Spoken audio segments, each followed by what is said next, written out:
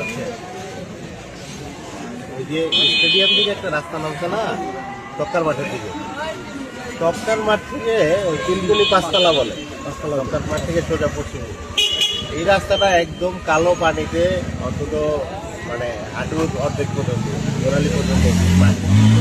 মূল সমস্যাটা হচ্ছে রাস্তাটা ভালো কিন্তু ড্রেনটা হচ্ছে খারাপ, ড্রেনটা ওপেন ড্রেন এবং বালু জমা ড্রেনটা ইয়ে হয়ে গেছে, এখনো এটা পানি।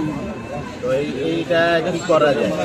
তো এখন রমজান মাস, ঈদ, মানুষের খুব ঝামেলা হচ্ছে।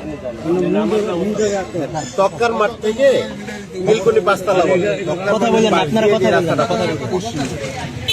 হ্যাঁ হ্যাঁ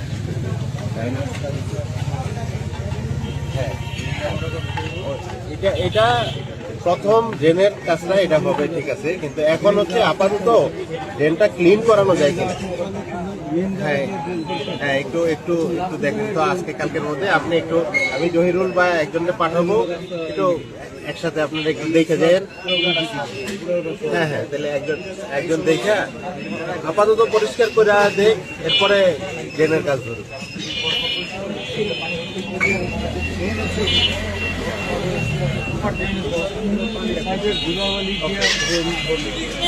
ওটা ওটা ওটা ঠিক আছে